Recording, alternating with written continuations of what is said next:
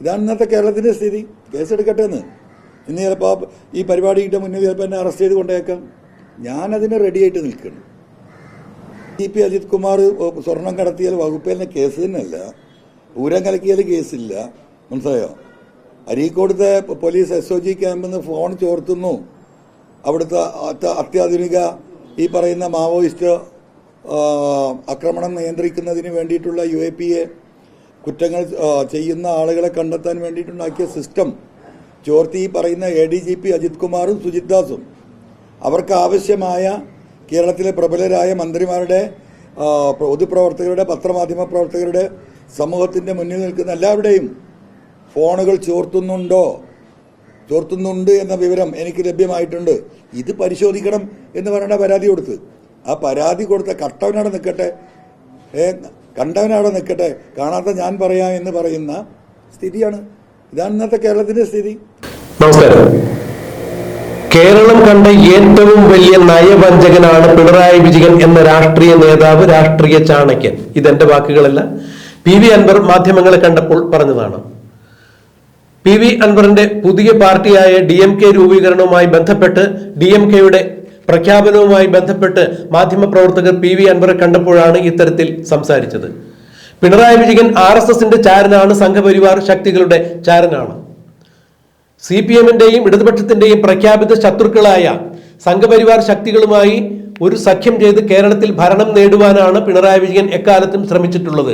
എന്നാൽ അതിനിടയിൽ തന്നെ ന്യൂനപക്ഷ വിഭാഗങ്ങളുടെ സംരക്ഷകൻ എന്ന് പറഞ്ഞുകൊണ്ട് കേരളത്തിലെ ന്യൂനപക്ഷ വിഭാഗങ്ങളെയും പിണറായി വിജയൻ വഞ്ചിക്കുകയായിരുന്നു എന്ന് തന്നെയാണ് PV അൻവർ മാധ്യമങ്ങൾക്ക് മുന്നിൽ തുറന്നടിച്ചത്.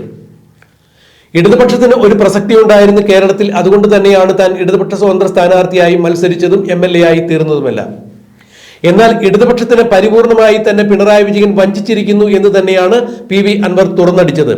പല ഘട്ടങ്ങളിലും ഇടതുപക്ഷത്തിനുണ്ടാകുന്ന അപജയങ്ങളെ കുറിച്ച് താൻ തുറന്നു കാണിച്ചിട്ടുണ്ടായിരുന്നു, മുഖ്യമന്ത്രിയുടെ ശ്രദ്ധയിൽപ്പെടുത്തിയിട്ടുണ്ടായിരുന്നു.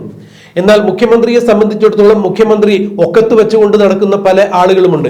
ADGP MR അജിത് കുമാറിനെയും P ശശിയെയുമെല്ലാം പേരെടുത്ത് പരാമർശിക്കാതെ തന്നെയാണ് PV അൻവർ അത്തരത്തിൽ പറഞ്ഞത്.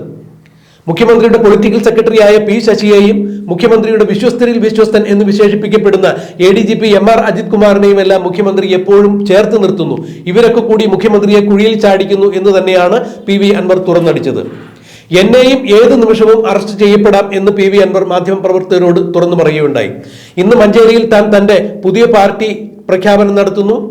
ഈ പാർട്ടി പ്രഖ്യാപനത്തിനിടയിൽ തന്നെ ഒരുപക്ഷെ ഏതെങ്കിലും തരത്തിൽ ബഹളങ്ങൾ ഉണ്ടാക്കുകയോ അല്ല എന്നുണ്ടെങ്കിൽ ഏതെങ്കിലും തരത്തിലുള്ള കേസുകൾ കെട്ടിച്ചമച്ച്, നിലവിൽ തന്നെ ഒത്തിരി കേസുകൾ തന്റെ പേരിൽ സർക്കാർ എടുത്തിട്ടുണ്ട്. ഇനിയും പുതിയൊരു കേസ് ഉണ്ടാക്കി, ഒരുപക്ഷെ ജാമ്യമില്ലാ വകുപ്പുകൾ ചേർത്തൊരു കേസ് ഉണ്ടാക്കി ഇന്ന് താൻ മഞ്ചേരിയിൽ തന്റെ പുതിയ പാർട്ടി പ്രഖ്യാപിക്കുന്ന അവസരത്തിൽ തന്നെ പിണറായി വിജയന്റെ പോലീസ് തന്നെ അറസ്റ്റ് ചെയ്ത് ജയിലിൽ അടച്ചേക്കാം എന്നൊരു ആശങ്ക കൂടി പിണറായി വിജയന്റെ നയവൈകല്യങ്ങൾ എടുത്തു പറഞ്ഞുകൊണ്ട് തന്നെ PV അൻവർ പറയുകയുണ്ടായി. അതായത് താൻ ഏത് നിമിഷവും അറസ്റ്റ് ചെയ്യപ്പെടാം എന്ന് തന്നെയാണ് PV അൻവർ പറയുന്നത്. എന്നാലും താൻ ഇത്തരം നയവൈകല്യങ്ങളോട്, ഭരണകൂട തീവ്രതയോട് താൻ നിശിതമായ വിമർശനങ്ങളോടുകൂടി തന്നെ മുന്നോട്ട് പോകും. അതീവ രൂക്ഷമായ ഭാഷയിൽ താൻ വിമർശിക്കും. താൻ തന്റെ കൊക്കിൽ ജീവനുള്ളിടത്തോളം കാലം ഇത്തരം നെറുകേടുകൾക്കെതിരെ പെരുമാറും എന്ന് തന്നെയാണ് PV അൻവർ പറഞ്ഞത്. പിണറായി വിജയൻ RSSന്റെ ചാരൻ തന്നെയാണ്. അതുകൊണ്ടാണ് ദ ഹിന്ദു എന്ന ദിനപത്രത്തിൽ മലപ്പുറത്തെ അവഹേളിച്ചുകൊണ്ട് സംസാരിച്ചത്. ഇന്ത്യയിൽ, കേരളത്തിൽ ഏറ്റവും കൂടുതൽ സ്വർണ്ണക്കള്ളക്കടത്ത് നടത്തുന്നത് മലപ്പുറത്താണ് എന്നാണ് പിണറായി വിജയന്റെ കണ്ടെത്തൽ. മാത്രമല്ല ഇതിനെല്ലാം ഒരു ന്യൂനപക്ഷ വിഭാഗത്തിന്റെ പിന്തുണയുണ്ട്. ഇതിലൂടെ സ്വരൂപിക്കുന്ന പണങ്ങൾ അത്രയും, അതായത് സ്വർണ്ണക്കള്ളക്കടത്തിലൂടെയും സ്വർണം പൊട്ടിക്കലിലൂടെയും മയക്കുമരുന്ന് കച്ചവടത്തിലൂടെയും എല്ലാം മലപ്പുറത്ത് സ്വരൂപിക്കപ്പെടുന്ന പണം അത്രയും രാജ്യദ്രോഹ പ്രവർത്തനത്തിന് വേണ്ടിയാണ് വിനിയോഗിക്കപ്പെടുന്നത്. മലപ്പുറംകാർ രാജ്യദ്രോഹികളാണ് എന്ന് ഭംഗിന്തരേണ പിണറായി വിജയൻ ദ ഹിന്ദു എന്ന പത്രത്തിന് നൽകിയ അഭിമുഖത്തിൽ പറഞ്ഞു വെക്കുകയായിരുന്നു. ഇത് മനഃപൂർവ്വം മലപ്പുറത്തെ ജനങ്ങളെ കളിയാക്കുന്നതിന് വേണ്ടി തന്നെ, അപഹസിക്കുന്നതിന് വേണ്ടി, ലോകത്തിന്റെ മുന്നിൽ മലപ്പുറം ജനതയെ താറടിച്ച് കാണിക്കുന്നതിന് വേണ്ടി മുഖ്യമന്ത്രി മനഃപൂർവ്വം ഉണ്ടാക്കിയ ഒരു അഭിമുഖമാണ് എന്നാണ് PV അൻവർ തുറന്നടിച്ചത്. PR ഏജൻസികളുടെ പാകപ്പിഴയാണ് ഇതിന് പിന്നിലുള്ളത് എന്ന് പറഞ്ഞുകൊണ്ട് പിണറായി വിജയൻ തടിതപ്പാൻ ഒരുങ്ങുന്നുണ്ടെങ്കിലും അതൊരിക്കലും ശരിയല്ല. ഇത് പിണറായി വിജയൻ ആസൂത്രിതമായി ചെയ്ത കാര്യം തന്നെയാണ് എന്ന് PV അൻവർ പറയുമ്പോൾ പിണറായി വിജയനും PV അൻവറും വീണ്ടും നേർക്ക് നേർ കൊമ്പ് കോർക്കുന്ന കാഴ്ചയാണ് കാണാൻ സാധിക്കുന്നത്. അതെന്ത് തന്നെയായാലും ഇടതുപക്ഷത്തിന്റെ ഭാഗത്ത് നിന്ന് തനിക്ക് ജീവന ഭീഷണിയുണ്ട്. TP ചന്ദ്രശേഖരനെ പോലെ താനും ഏത് നിമിഷവും വധിക്കപ്പെട്ടേക്കാം എന്നുള്ളൊരു ആശങ്കയും PV അൻവറിനുള്ളതായി തന്നെ മനസ്സിലാക്കാൻ കഴിയുന്നു. എന്തായാലും തന്നെ ഏത് നിമിഷവും പിണറായി വിജയന്റെ പോലീസ് അറസ്റ്റ് ചെയ്തേക്കാം. പുതിയ കള്ളക്കേസുകൾ തനിക്കെതിരെ എടുത്തുകൊണ്ടിരിക്കുന്നു. ഇനി ജാമ്യമില്ലാ വകുപ്പ് ഏതെങ്കിലും ചേർത്ത് തന്നെ അറസ്റ്റ് ചെയ്ത് ജയിലിലടച്ചാൽ പോലും കേരളീയരാരും തന്നെ അതിശയപ്പെടേണ്ട കാര്യമില്ല. ഇത് താൻ പ്രതീക്ഷിക്കുന്നുണ്ട്. എന്നാൽ അങ്ങനെയൊന്ന് സംഭവിക്കുന്നതുവരെ, അല്ലെങ്കിൽ സംഭവിച്ചാലും തനിക്ക് ജീവൻ അവശേഷിക്കുന്ന കാലം എത്രയും ഈ ഭരണകൂടത്തിന്റെ നയവൈകല്യങ്ങൾക്കെതിരെ താൻ പൊരുതും എന്ന് തന്നെയാണ് PV അൻവർ മാധ്യമങ്ങളെ കണ്ടപ്പോൾ പറഞ്ഞത്.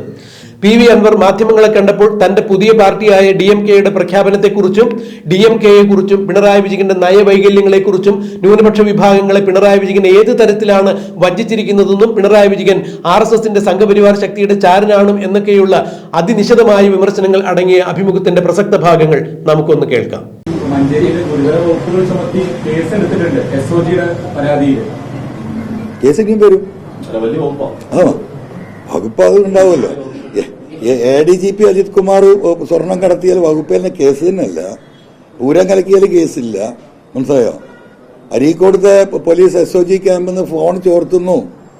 അവിടുത്തെ അത്യാധുനിക ഈ പറയുന്ന മാവോയിസ്റ്റ് ആക്രമണം നിയന്ത്രിക്കുന്നതിന് വേണ്ടിയിട്ടുള്ള UAPA കുറ്റങ്ങൾ ചെയ്യുന്ന ആളുകളെ കണ്ടെത്താൻ വേണ്ടിയിട്ടുണ്ടാക്കിയ സിസ്റ്റം ചോർത്തി ഈ പറയുന്ന ADGP അജിത് കുമാറും സുജിത് ദാസും അവർക്ക് ആവശ്യമായ കേരളത്തിലെ പ്രബലരായ മന്ത്രിമാരുടെ, പൊതുപ്രവർത്തകരുടെ, പത്രമാധ്യമ പ്രവർത്തകരുടെ, സമൂഹത്തിന്റെ മുന്നിൽ നിൽക്കുന്ന എല്ലാവരുടെയും ഫോണുകൾ ചോർത്തുന്നുണ്ട് എന്ന വിവരം എനിക്ക് ലഭ്യമായിട്ടുണ്ട്.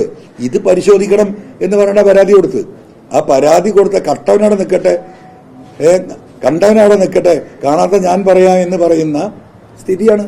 ഇതാണ് ഇന്നത്തെ കേരളത്തിന്റെ സ്ഥിതി. കേസെടുക്കട്ടെ എന്ന്. ഇന്ന് ചിലപ്പോൾ ഈ പരിപാടിയുടെ മുന്നിൽ ചിലപ്പോൾ എന്നെ അറസ്റ്റ് ചെയ്ത് കൊണ്ടേക്കാം. ഞാനതിന് റെഡിയായിട്ട് നിൽക്കണം. അന്വേഷണ റിപ്പോർട്ടിൽ കേസ്, മാവേലി കേസ്, ഇതിലൊക്കെ അന്വേഷണത്തിൽ വീഴ്ചയുണ്ടെന്ന് പറയുമ്പോൾ പോലും ADGP-യെ കണക്ട് ചെയ്തൊന്നും അതിലില്ല. ADGP C മന്ദപുത്രനല്ലേ? ആ C മന്ദപുത്രൻ എന്ത് ചെയ്യും? ഈ താങ്കളുടെ പാർട്ടിയുടെ ഷോർട്ട് ഫോം DMK എന്നാണ് വരിക. അപ്പൊ DMK അത്ര ശക്തമല്ലെങ്കിലും കേരളത്തിലെ ഒരു പാർട്ടി എന്ന നിലയ്ക്കുണ്ട്. അത് തമ്മിലൊരു കൺഫ്യൂഷൻ വരുമോ? അല്ല, കൺഫ്യൂഷൻ വരാണെന്നില്ലല്ലോ. അങ്ങനെ ഇപ്പൊ Kerala Congress M, Kerala Congress B, Kerala Congress C, പിന്നെ അതൊക്കെയല്ലേ അശ്വിനി? വല്ല കൺഫ്യൂഷൻ ഇവിടെ ഉണ്ടോ? ഒരാൾക്കും ഒരു കൺഫ്യൂഷൻ ഇല്ല. ഇതിപ്പോ അവിടെ തമിഴ്നാട്ടിലൊരു DMK ഉണ്ട്, ഇവിടെ ഒരു DMK ഉണ്ട്. ഒരിക്കലും കൺഫ്യൂഷൻ ഇല്ലല്ലോ. അങ്ങനെ ബ്രാക്കറ്റിൽ ഞാൻ പറഞ്ഞല്ലോ, ഈ പറയുന്ന സോഷ്യൽ മൂവ്മെന്റ്. താങ്കളുടെ പാർട്ടിയോടുള്ള നിലപാട് വൈകാതെ UDF വ്യക്തമാക്കുന്നതാണ്.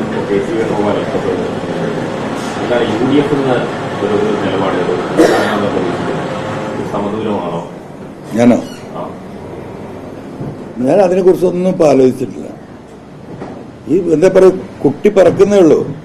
ഇതുവരെ ഗർഭിണിയാണ്. ഇന്നേ പ്രസവിക്കുന്നുള്ളൂ. ഇതിങ്ങനെ എന്താ പറയാ, ഒന്ന് ഭൂമിയിലേക്ക് ഇറങ്ങി ഒന്നെന്താ പറയാ, കാലിറക്കാനുള്ളൊരു ചെറിയ സമയമെങ്കിലും വേണ്ടേ? ജനം എന്ത് തീരുമാനിക്കുന്നു നോക്കാൻ നോക്കുന്നു. We will see. ഇത് ആരുടെയും കുത്തകയല്ല ജനം. അങ്ങനെ ചില ധാരണയിൽ നടക്കുന്നുണ്ട്. അപ്പൊ നിങ്ങളുടെ ചോദ്യത്തിൽ തന്നെ അതാണല്ലോ, എന്താ പ്രബലന്മാരുണ്ട്. എന്താണ് ഇതിന്റെ മീനിങ്? നിങ്ങൾ ഉദ്ദേശിക്കുന്ന പ്രബലന്മാരാക്കിയതാരാ? ഇനി ആ ആംഗിളിൽ നമുക്ക് സംസാരിക്കാം. ഈ നാട്ടിലെ സാധാരണക്കാരായ ജനങ്ങളല്ലേ. അപ്പം പ്രബലരെ അല്ലാതാക്കുന്നത് ആരാണ്? ഈ പറയുന്ന ജനതയാണ്. ആ ജനതയ്ക്ക് വേണ്ടിയാണ് ഞാൻ സംസാരിക്കുന്നത്. അവർ ഈ സമൂഹത്തിൽ എന്താ പറയാ, നേരിട്ട വിഷയങ്ങളാണ് ഞാൻ ഉന്നയിച്ചത്. ഒരു ജില്ലയെ തന്നെ പരിപൂർണമായിട്ടും അപരവൽക്കരിക്കുന്ന രീതിയിൽ പറയുക മാത്രമല്ല, അത് ലോകം മുഴുവൻ എത്തത്തക്ക രീതിയിൽ ഡൽഹിയിൽ പോയിട്ട് പത്രസമ്മേളനം നടത്തുക. എന്നിട്ട് പിന്നെ ഞാനത് അങ്ങനെ പറഞ്ഞില്ല എന്ന് പറയാം. എന്താ ഇവർക്ക് പറ്റിയ PR ടീമിന് പറ്റിയ അമളിയാണെന്ന് പറയുക. എന്നാൽ അങ്ങനെ ഒരു അമളി പറ്റിയിട്ടുണ്ടെങ്കിൽ ആ പത്രം ഇറങ്ങി 15-ാമത്തെ മണിക്കൂർ രാത്രി 8:30 മണിക്ക് ഞാൻ അതിനെക്കുറിച്ച് കോഴിക്കോട് നിന്ന് ഒരു പൊതുയോഗത്തിൽ സംസാരിക്കുന്നത്. പിറ്റേ ദിവസം 30 മണിക്കൂർ കഴിഞ്ഞിട്ടാണ് മുഖ്യമന്ത്രിയുടെ ഓഫീസിൽ നിന്ന് ഇതൊരു വിശദീകരണം വേണം. അങ്ങനെ ഒരു തെറ്റ് പറ്റിയിട്ടുണ്ടെങ്കിൽ രാവിലെ എന്തുകൊണ്ട് വിശദീകരണം കൊടുത്തിട്ടില്ല? അപ്പൊ ഇതൊക്കെ പച്ചക്കള്ളല്ലേ, പച്ചക്കള്ളം. ഇതൊക്കെ ഇനിയും നമ്മൾ വെറുതെ ചർച്ച ചെയ്തുകൊണ്ടിരിക്കണം. ആളുകൾക്ക് ഇതൊക്കെ